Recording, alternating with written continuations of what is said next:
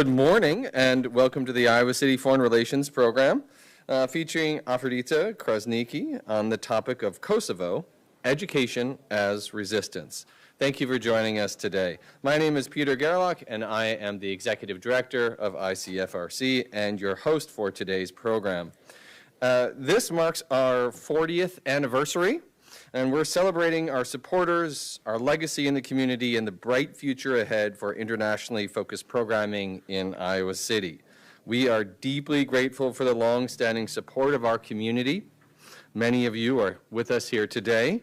Your help has allowed our organization to grow for 40 years, hosting speaker programs with experts joining us in person and online from across the world. As a small nonprofit, we exist because of the generosity of individuals like you. We also extend our heartfelt thanks to those joining us virtually or watching this program broadcast online or through City Channel 4. You're an integral part of our broad, interconnected community. I do hope that all of you will consider making a financial contribution today by scanning one of our QR codes in the room or visiting our website. These free programs are only possible because of your support. I'd also like to thank our sponsors and community partners for their support, the Iowa Arts Council through the Iowa Department of Cultural Affairs, Humanities Iowa and the National Endowment for the Humanities, the University of Iowa's international programs, Honors Program and Public Policy Center, the Stanley UI Foundation Support Organization, Midwest One Bank, City Channel 4 for providing online access to our programs along with the UI Library archives. Of course, the Iowa City Public Library for their partnership providing our new home and for the refreshments served today. ICFRC has adopted the Native American Land Acknowledgement prepared for the City of Iowa City's Ad Hoc Truth and Reconciliation Commission and Human Rights Commission. ICFRC recognizes that our home community of Iowa City, quote, now occupies the homelands of Native American nations to whom we owe our commitment and dedication. The full text of ICFRC's acknowledgement is on our website at icfrc.org. I would now like to introduce our speaker. Aferdita Krasniqi is an outreach and recruitment specialist at the Institute of International Education, or IIE, in New York City, where there was apparently a 4.7 magnitude earthquake just moments ago. She works on the Fulbright Scholar Program and manages the Fulbright Scholar Alumni Ambassador Program, leads initiatives with Fulbright Scholar liaisons in U.S. campuses, and serves as a lead for Europe and the Eurasia region. Before joining IIE in 2007, Aferdita's background included working as Cultural Exchanges Advisor at the U.S. Embassy in Kosovo for 17 years.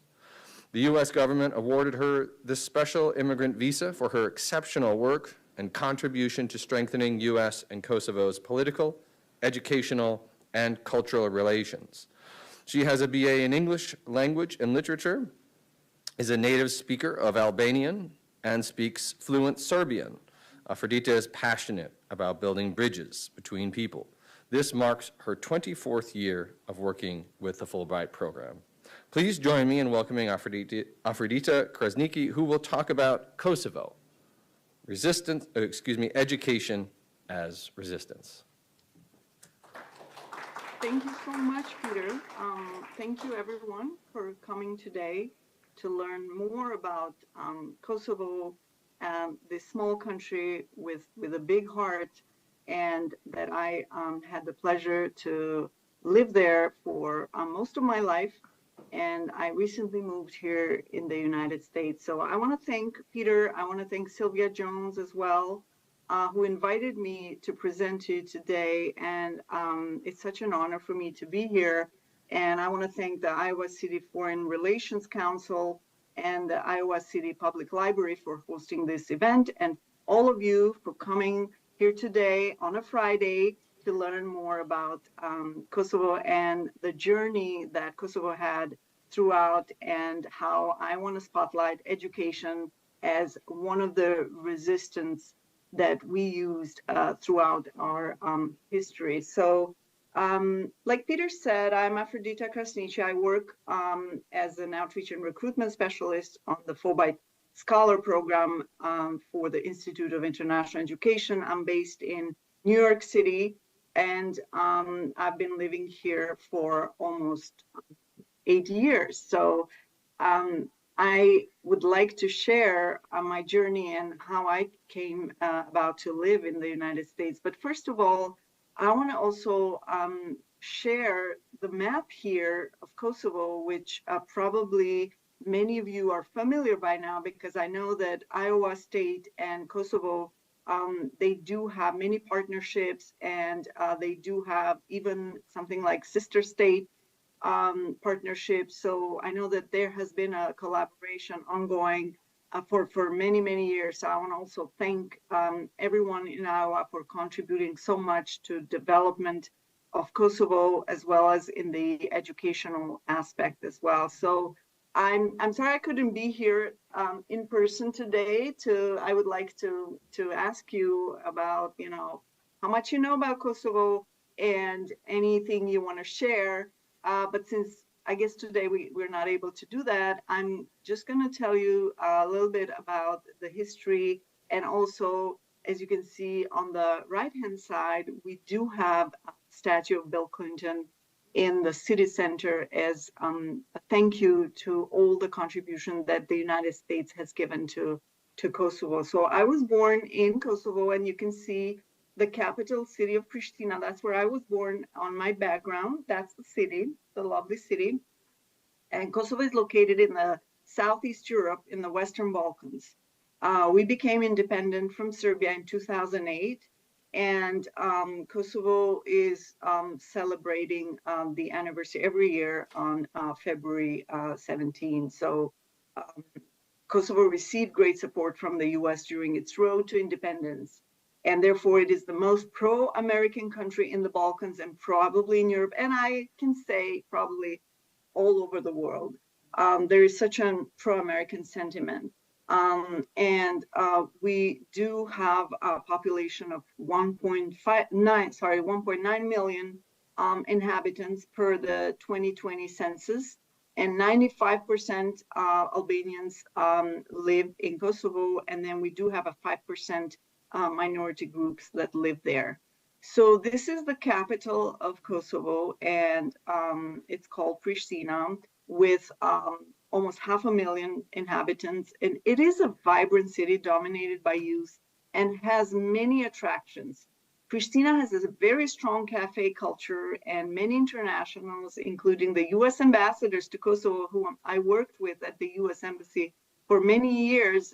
Officially, they even made some of their social media posts. I noticed that they claim that Kosovo has the best macchiatos in the world. The public university of Pristina is located here with approximately 40,000 students, and I graduated from the University of Pristina in 1997. Kosovo's culture encompasses the ancient heritage dating from the Roman Empire, architecture that includes ancient sites like castles. We do have many castles, and I worked in many projects to restore those castles when I worked at the US Embassy. And we do have a very vibrant visual arts scene, very vibrant music scene, cinema, sports, and the food is just amazing. Because of its history and geography, it represents a blend of different cultural spheres. Therefore, the official languages there are Albanian, Serbian, and English. So here, just to see another side of Kosovo as well, Prizren is another beautiful city in Kosovo, and I'm just sharing here a picture from the view from the castle that was restored via the US Embassy funds. So basically, this was via the US taxpayers' money that restored this castle that is used now for one of the most popular festivals for documentary films, which is called DocuFest. They even use this venue for screening some of their movies. So it is a historic city with Ottoman style architecture and a castle on top of the hill. to just show the ancient history. Yeah, this is just a brief, introduction of Kosovo, and then I want to start also the what I wanted you to learn more about the education as a resistance. So Kosovo was an autonomous province of Serbia, part of the country called Yugoslavia. I would like to explain why Kosovo education was as a resistant over 3 decades, dating from the 70s to the late 90s.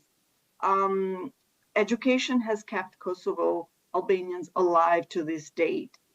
You may wonder why. University of Pristina was founded in 1970, and for the first time in the history of Kosovo, Albanians could study in their own Albanian language. While the 70s was a great period of Kosovo Albanians where the education was developing, there was a great economic development. Basically, anyone who graduated from the university was guaranteed a job right away. This period did not last very long, unfortunately.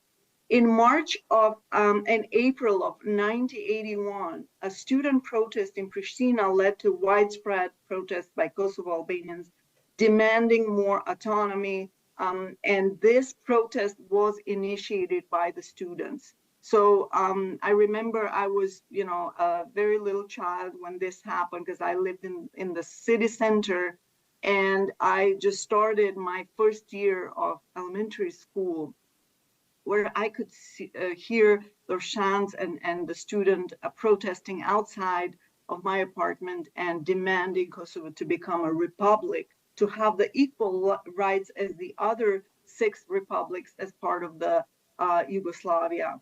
Anyone who protested was arrested, tortured, and their families were tortured as well. So this is a picture of just showing the police with the wearing the masks against the gas, whereas the students were thrown gas and they were beaten, and it was really a violent protest. Furthermore, so here just going quickly from 1981 basically until 1989, there was a lot of tension ongoing, a lot of pressure from the Serbian regime at that time. It was very challenging because the Serbian regime was installing slowly, and their goal was to assimilate the Albanian population of Kosovo. Kosovo Albanians continued protesting peacefully and demanded more rights. So this was the time when, I was, as I was attending my elementary school, this was all ongoing, and it was a very challenging time to be a kid in Kosovo during that time. So the Serbian regime wanted to install the curriculum, and the students and all the educational leadership during that time in Kosovo, Kosovo Albanians refused to be assimilated and to teach using the Serbian curriculum. Albanians had even more pressure by the Serb regime because many students were poisoned. So here I was, and you can see on the top picture, I just started my high school in the city center of Pristina. It was a gymnasium, which is now called ICFRC. And at that time, it used to have a Serbian writer's name. So we couldn't even name our schools with our own Albanian writers or heroes. They always had to be named by the Serbian names, even though we comprised more than 90%, 95% of the population attending those schools. So during my high school years, you can see on top in the middle with the yellow top shirt, that's me. And then these are my classmates. We were teenagers. We were supposed to have the best time of our lives. And this was the year, actually, one of the last days that we had the opportunity to attend the proper school building that was built thanks to the many years of work of our parents. They had to pay taxes, and then all of that was gone. And in very quick time, we were asked, when I was a senior in high school, we were kicked out of the schools by the Serbian regime, and the picture on the bottom shows we had to quickly adjust and adapt, and we started it was called the parallel education system, and what I call was personally I call that education in hiding and rebelling against the system. We didn't want the school to stop, even though we went to very horrible conditions. I remember in my senior year of high school, we went to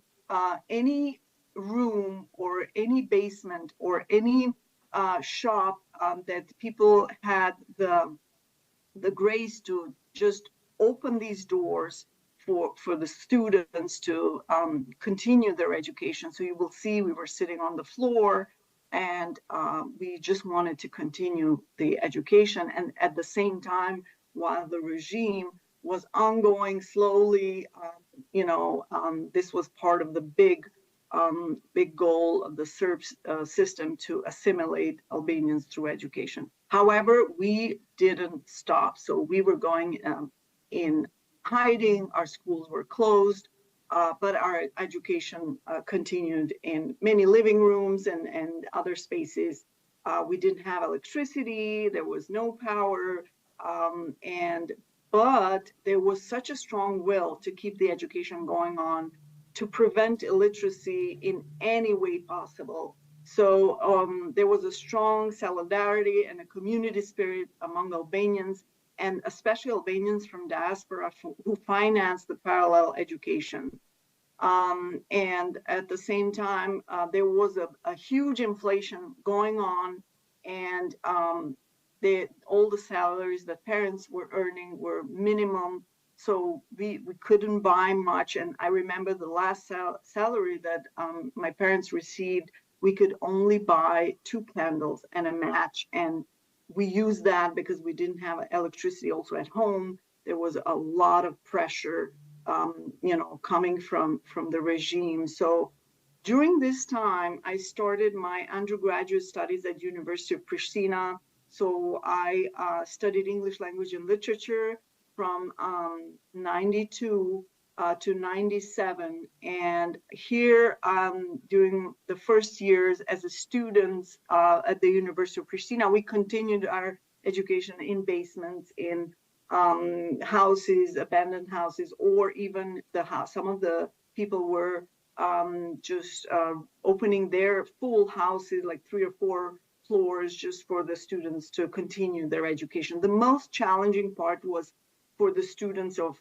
medicine, because my sister studied medicine, and for like engineers, architects, and because my brother was an architect. And I remember, because they needed labs, they needed resources to complete their studies.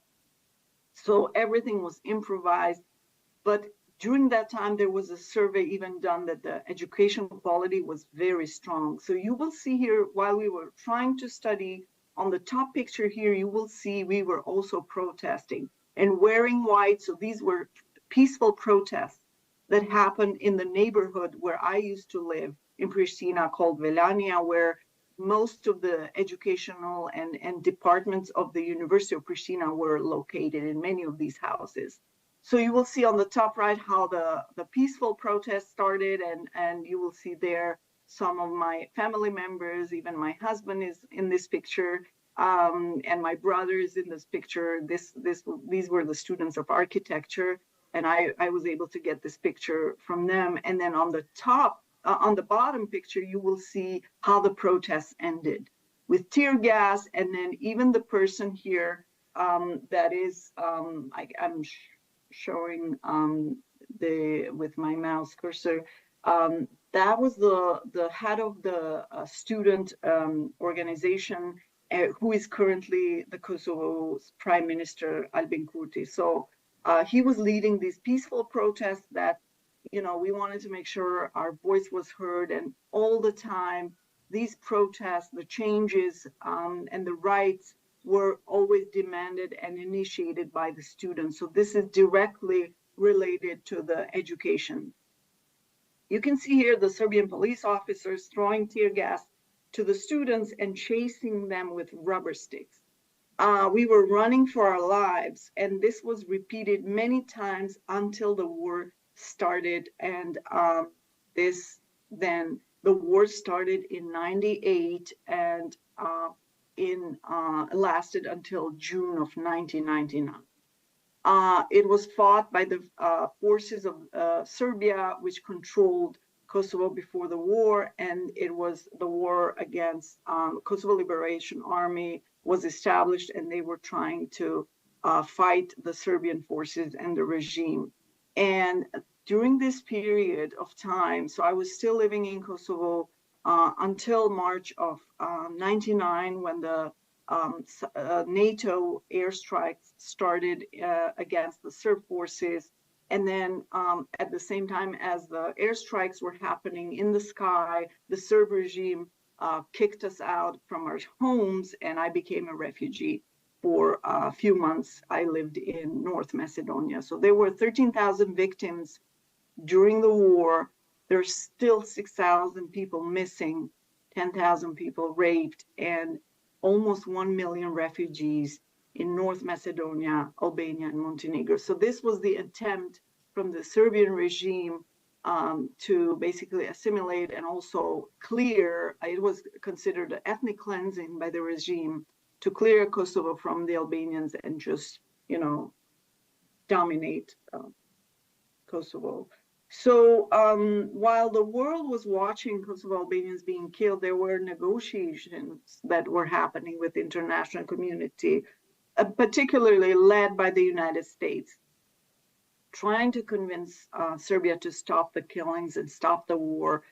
But Serbia just didn't listen, and therefore the NATO attacks happened. So here you will see an image that was published, very emotional image that was published on the Times magazine, with the big questions, are ground troops the answer? Because during this time, you will see here the line of refugees and a mom breastfeeding her child.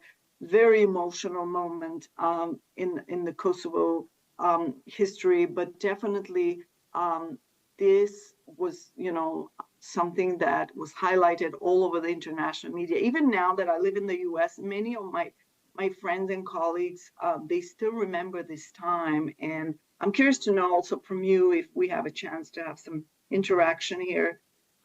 So then the NATO airstrikes ended on June 11, 1999, and finally Serbia gave up and they withdrew their forces from Kosovo, and we were free to go back to our homes, and we experienced freedom. That is one of the greatest feelings in my life. So yes, we were free in June of 99, free to speak Albanian without the fear of being persecuted, free to go back to our homes, to enter our educational institutions, and to read books in Albanian.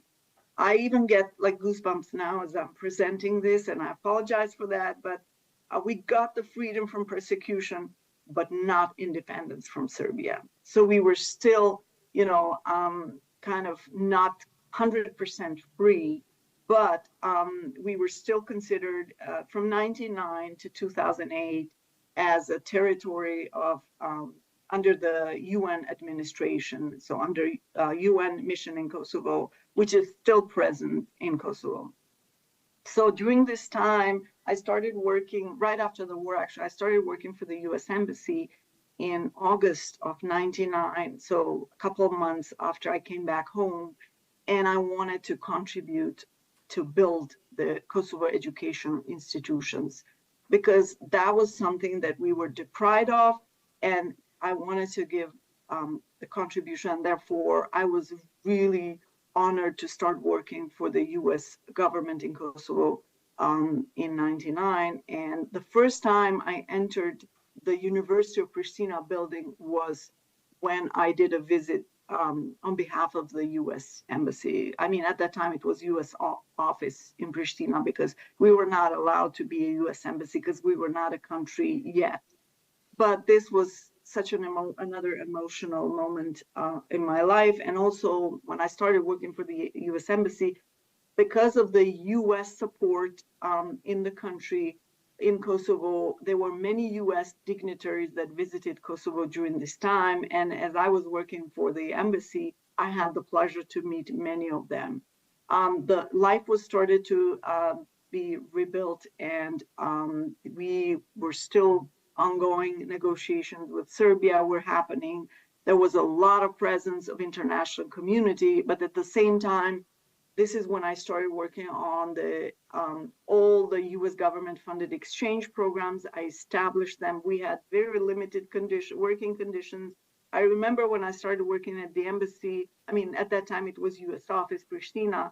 We didn't have internet, we didn't have computers, we didn't have phones. So I had to do outreach and recruitment, right, to identify this new potential of candidates who are interested to, participate in these wonderful exchange programs to rebuild the life in Kosovo and rebuild the relationships between Kosovo academic institutions and the U.S.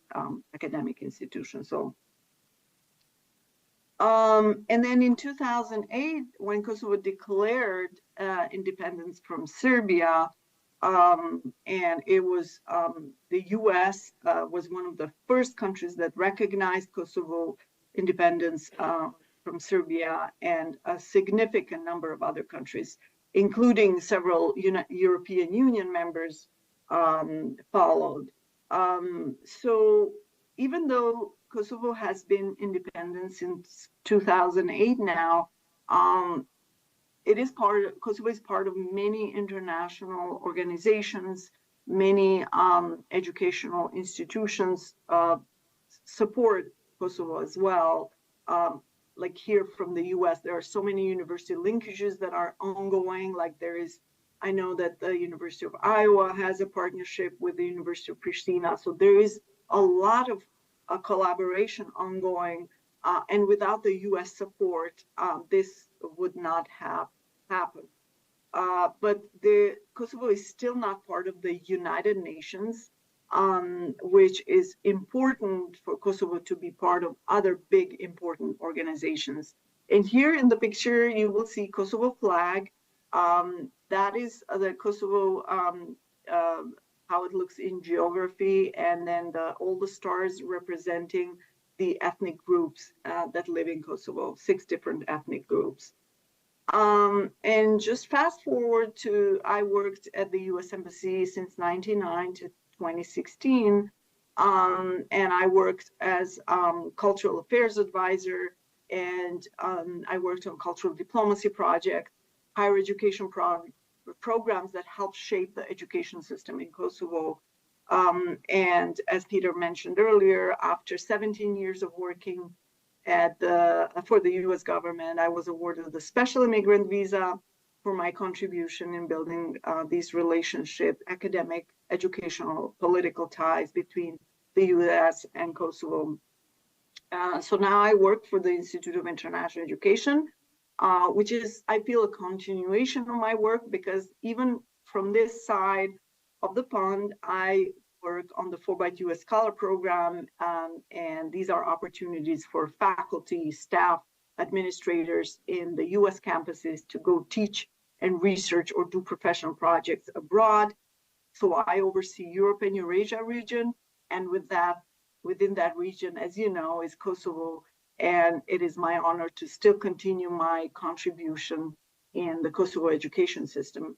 So yeah, this is basically also, you will see here, as I was working for the U.S. Embassy, we hosted in 2009, at that time, Vice President Joe Biden visited Kosovo, and I had the opportunity to shake hands with him. So this is how I wanted you to be more familiar with the Kosovo education system from the 70s and the 90s, late of 90s, 2000s, up to this date. And let me know if you have any questions. I'm happy to answer them, and thank you all for your attention.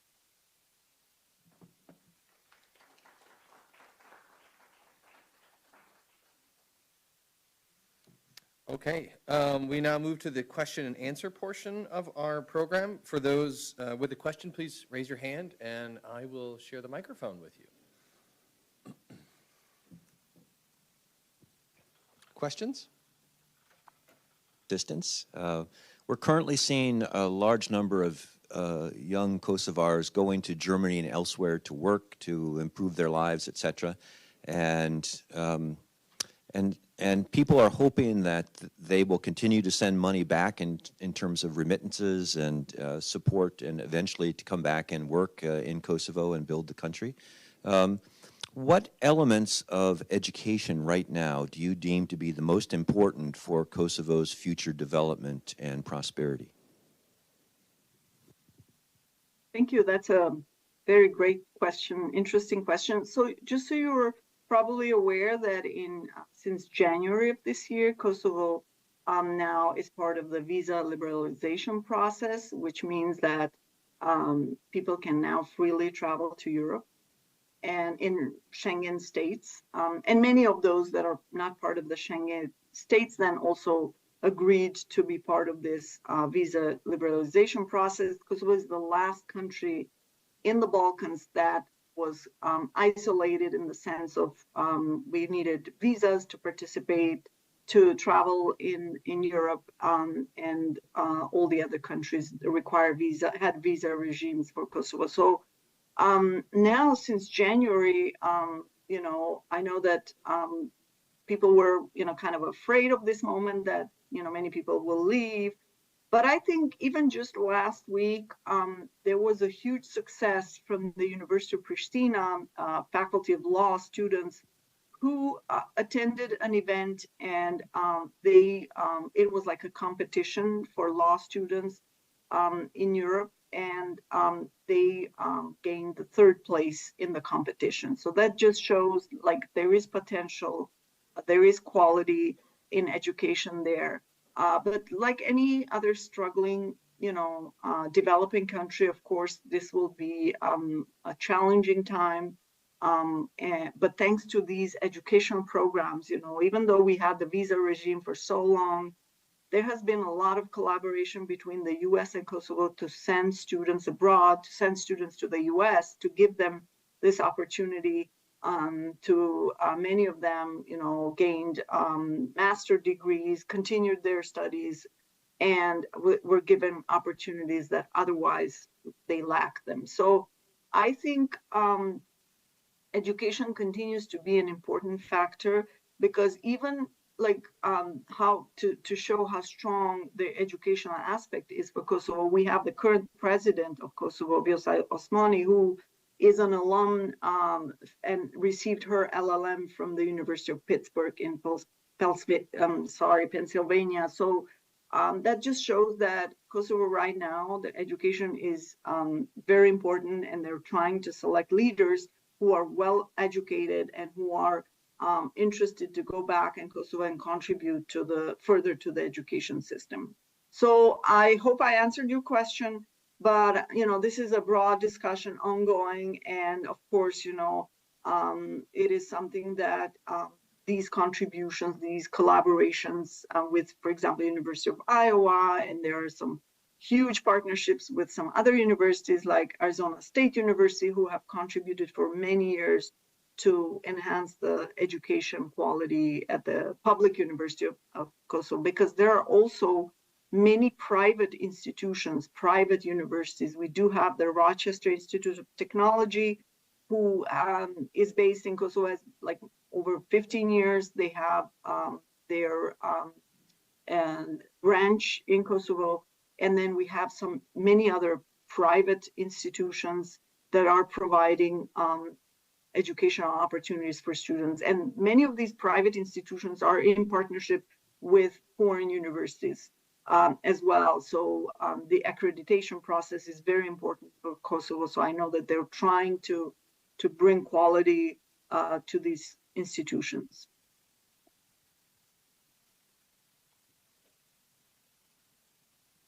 So you have some not so friendly neighbors. Do you feel any threats? Is Kosovo feeling any threats from anybody from outside at this point?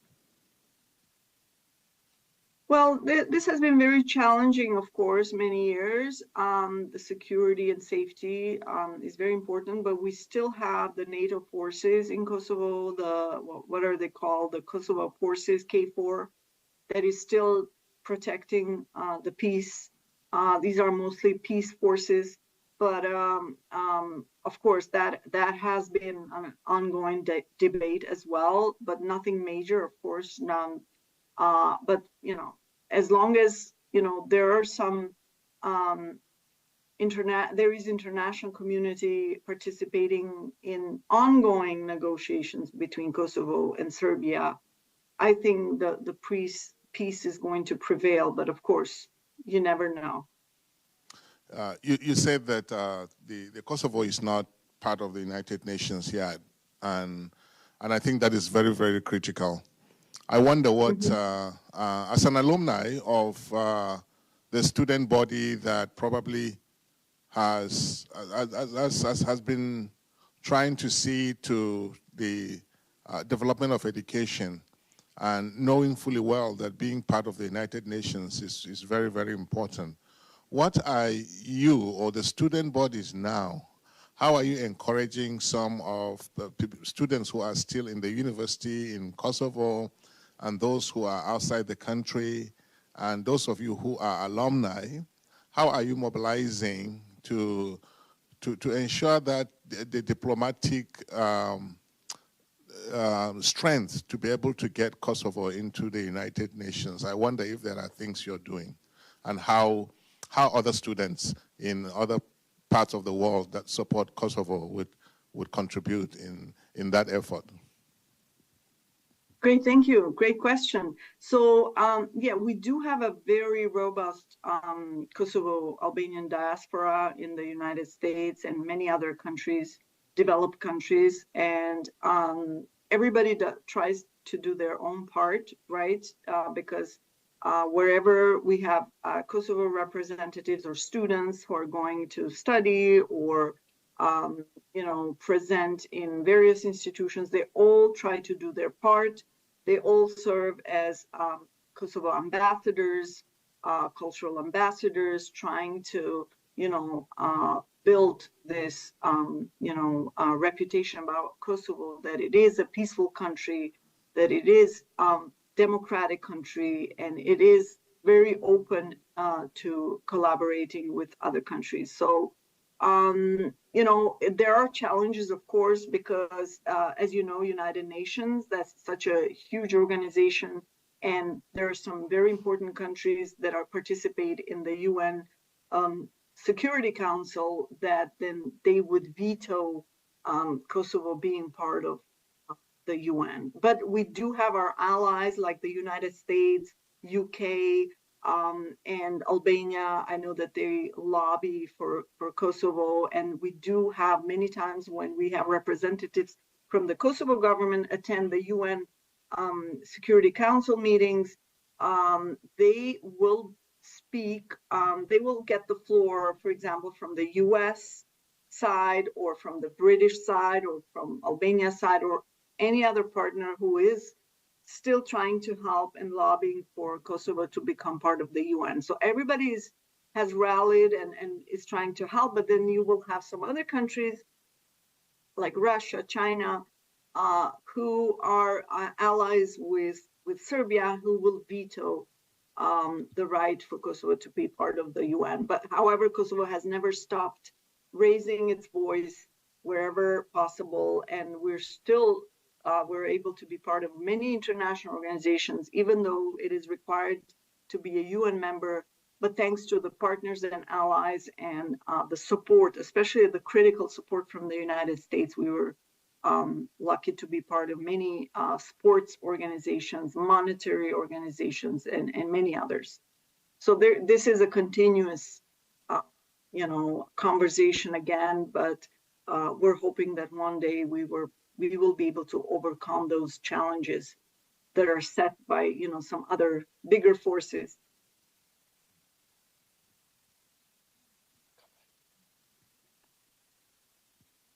Hi, thank you so much. I had a friend who was from Albania, and he taught us all how to make the Albanian felt hat that was the dome.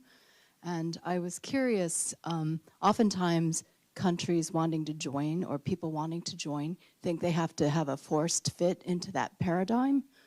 And I'm curious what Albanians and Kosovo could bring into the circle of our existing power structures as a unique and yet universal shared humanity. And if that would reframe educational processes in the growth of future humans, 7 generations from now, because I'm imagining Kosovo not only belonging, potentially having a thread of how to lead from a cultural or educational, something that is inherent to Kosovo and Albanians and possibly the region as a shared Yugoslavian. My partner is Croatian.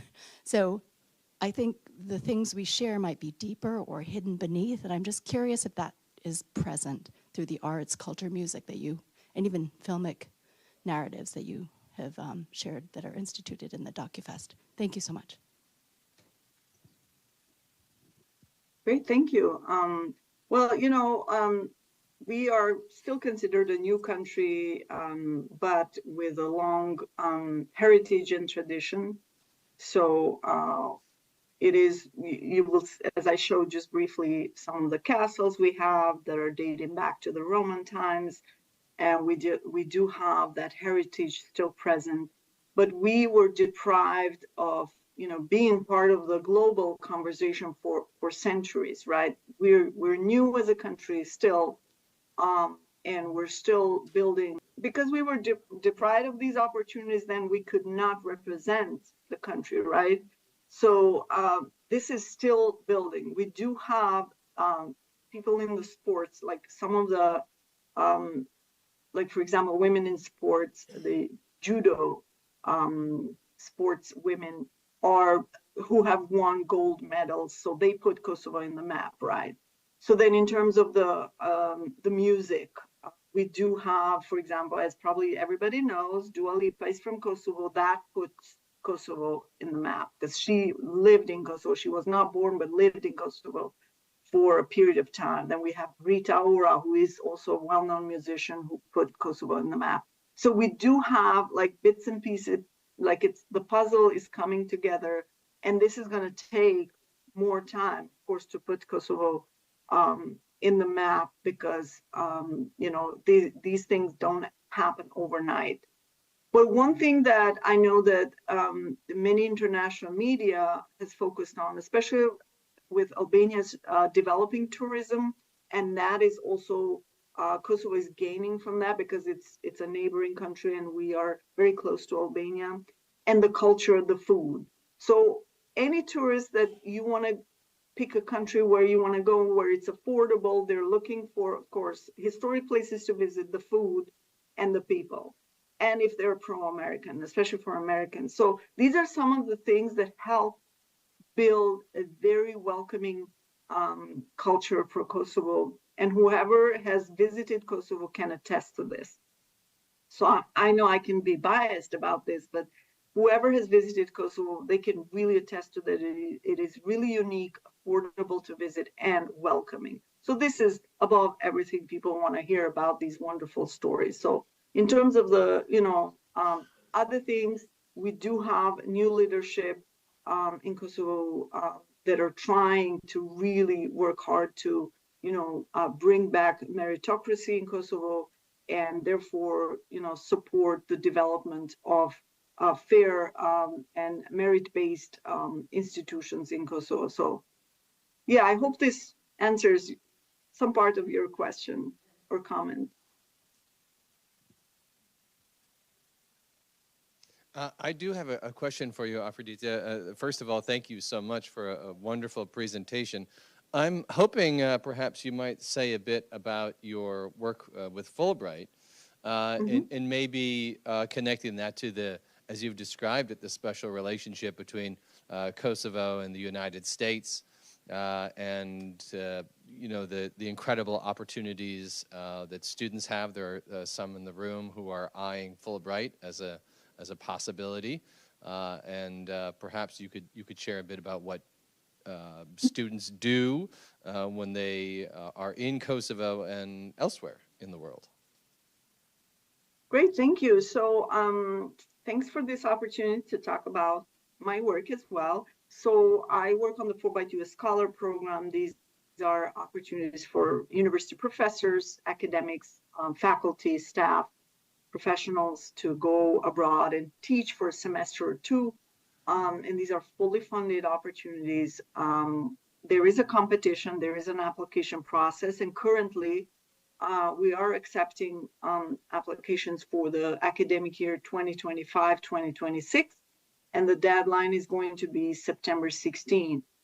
So for Kosovo specifically, we do have a very great Fulbright program for those university professors who work in conflict resolution. There is a brand new award. If you work on that, I would strongly encourage you to consider it.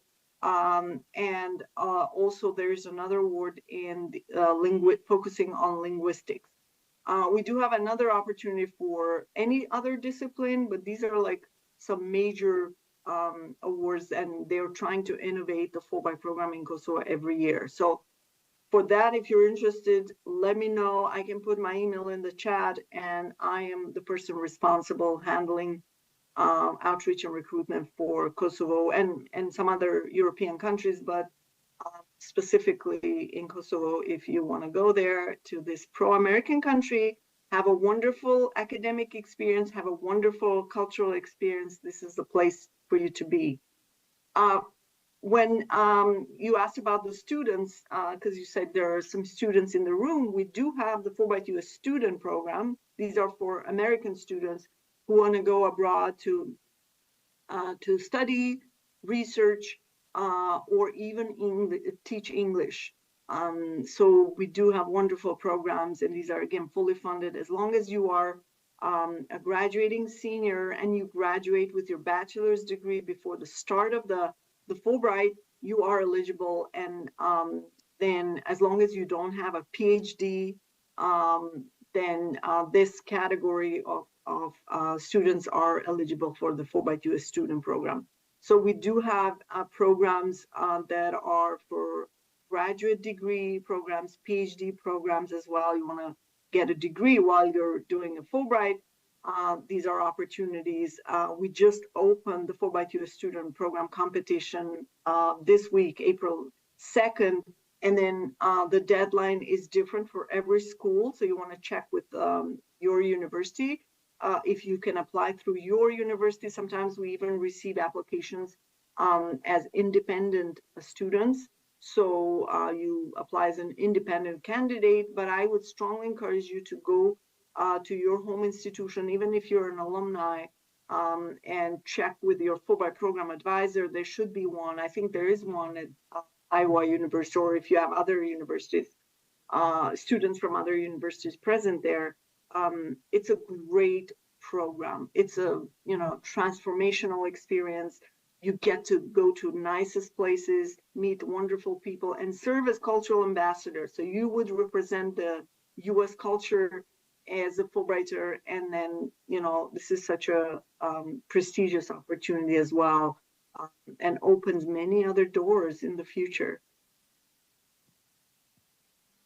Any other questions? So I don't work on the Fulbright US student program, but if there are questions, I can direct people to my colleagues who work on the Fulbright US student program. In your presentation, you frequently referred to the native residents in Kosovo as Albanians. Is there, if you said to a resident of Kosovo that you're an Albanian, would that create any problem? I mean, as an American who speaks English, it shouldn't bother me at all. But I just wonder what's the relationship between Kosovar self-identity and Albania. Thank you. That's a great political question. I love to answer that. So basically, when Kosovo became an independent country, right, therefore we had the flag representing 6 different stars, 6 different ethnic groups. So Kosovo tends to be a very inclusive country, to make sure we have that in our constitution, to have equal rights for all the ethnic groups. However, in reality, of course, things are that majority of the population is Albanian. So you can definitely refer to them as Albanians in your day-to-day, like casual conversations, but on official terms is Kosovan. Right now, even there is this updated term that I heard that it was used by the U.S. Embassy in Kosovo, Kosovan Albanian, Kosovan Serb, Kosovan Bosniak. So you always want to make sure, to add Kosovan before the ethnic group. So that would be the political correct term to use.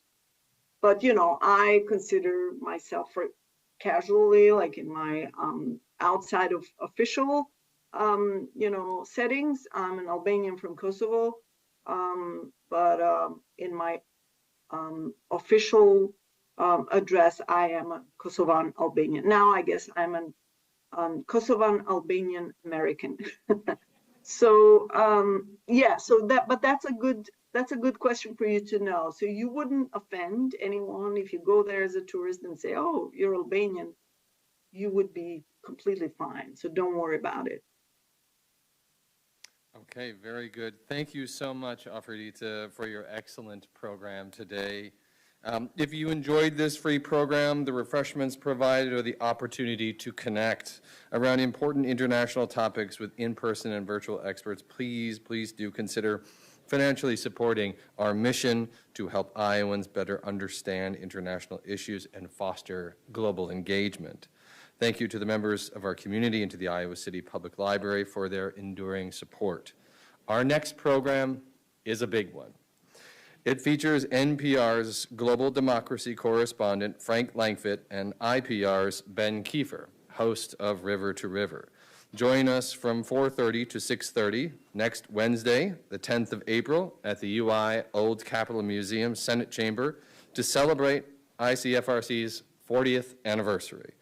Langfitt, who covers threats to democracy at home and abroad, will talk about his nearly 2 decades as an international correspondent and how he views today's challenging geopolitical landscape. Thank you again for joining us.